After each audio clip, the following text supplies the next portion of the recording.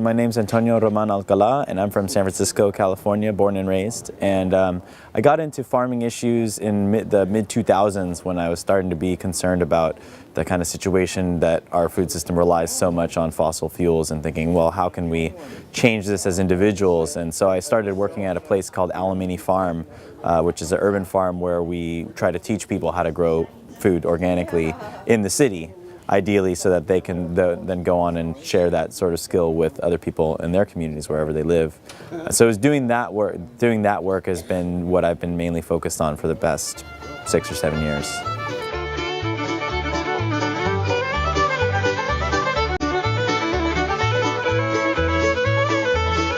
In 2007, I had been working at Alamini for a few years and had learned a lot about the food system just through my own kind of independent research. But I was really curious to know what was going on in other parts of California. Here I was in the Bay Area, very much a bubble of kind of organic, sustainable mindset. And so I wanted to see what other sorts of work was happening around the state involving other aspects of the food system, because it's not all about urban issues and urban food. There's also issues in the rural environment, obviously, around farming. And so I just wanted an excuse basically to meet other farmers and to meet other people, other activists.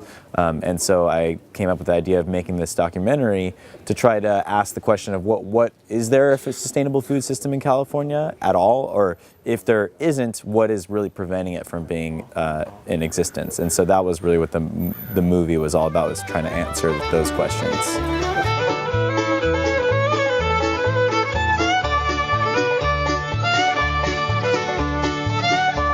Another important thing to me about making the movie was that I saw that at the time there wasn't a lot of media being made about these issues, and then within the past few years we've seen that food issues have become very, very of concern for a lot of people.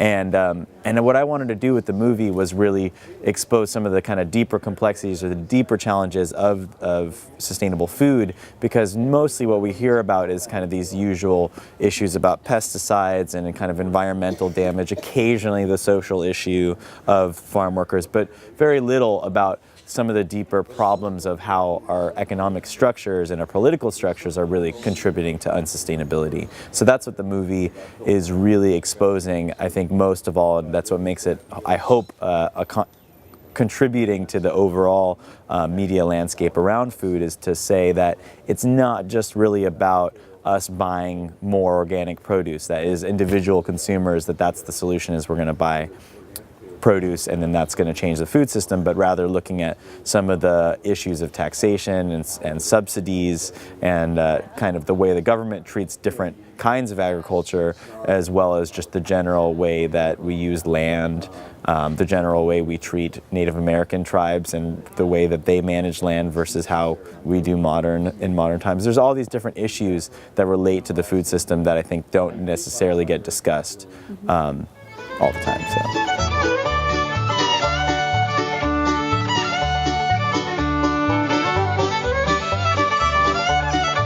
One of my favorite parts of filming the movie was being up on the Klamath River, Northern California, where we interviewed this guy Ron Reed, who's a cultural biologist for the Karuk tribe, and that was really fascinating just to learn about how the issues of land management relate to food, and how there's this ultimate irony of this food production, which is the fish runs being destroyed in the name of agriculture because of so much water being diverted from the river for agriculture. And so Ron Reed was just really able to eloquently describe not only the problem, but how he's and his tribe have been working to actually create a solution of taking out the dams, but still maintaining all these different kind of water user interests in the area. And so that was really interesting. And of course, we got to film in this beautiful scenic area, which I had never really been to, so that was pretty awesome.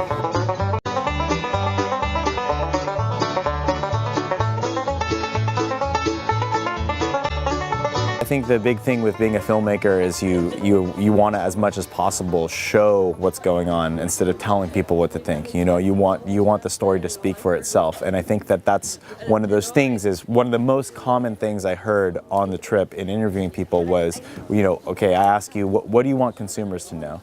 And people say, the buy with your fork thing, right? But the other thing they say is that cheap food isn't cheap. That's a really big thing that is said a lot, is that, you know, we see the price of the food and we think it's cheap, but really it has all these externalized costs in it. And it's totally true, but you can say that a million times and it doesn't really actually resonate for someone who's never experienced what are those externalities. And so then when we encountered this group of folks that were organizing around the lack of healthy drinking water in their small communities in the Central Valley, because it's all been polluted by agriculture, that's a very distinct, specific thing that's happening to people that is a direct outgrowth of the industrial food system. And so it was really easy to show it just by interviewing these people. And I think that their passion and the fact that they are so you know, having such a hard time seeking justice in this situation is really apparent in the interview. And that's what I think makes it powerful as a story.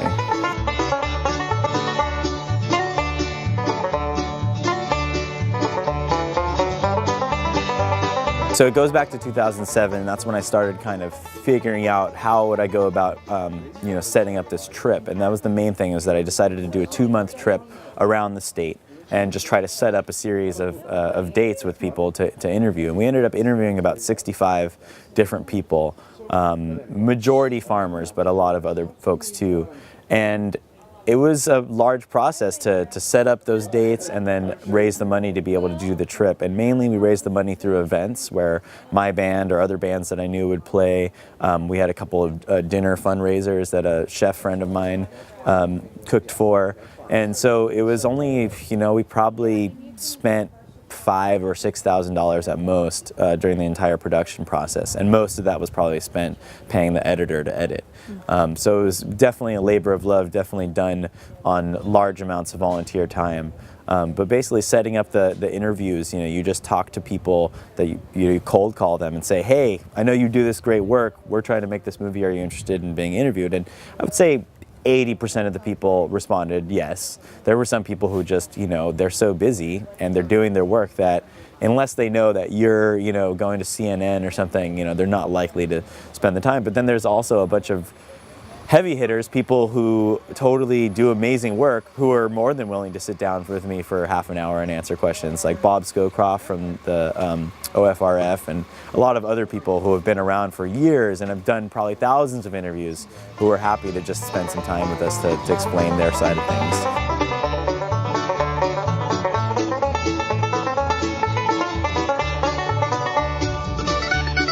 We had done the trip in 2008 and then started editing. I actually went and lived on a farm for most of 2009 and didn't do very much work on the movie. And in that time, all of a sudden, all these new food movies were coming out. And I realized in the process of editing and kind of in formulating what I wanted the movie to be about, that this was an opportunity to kind of be a next step for people. Imagining someone would watch Food Inc. or Fresh or Nourish or these other movies that are coming out that are really about the basics of, hey, we should know where our food comes from, right? You know, it shouldn't be a total mystery. From there, I wanted to audiences that would see those kind of movies to be able to ask more of these deeper questions. And so that's what really the audience that the movie is made for, is people who already are into sustainable foods. People know that they're interested in organic, but they don't necessarily know about all these kind of specific issues that are confronting farmers and activists around the state.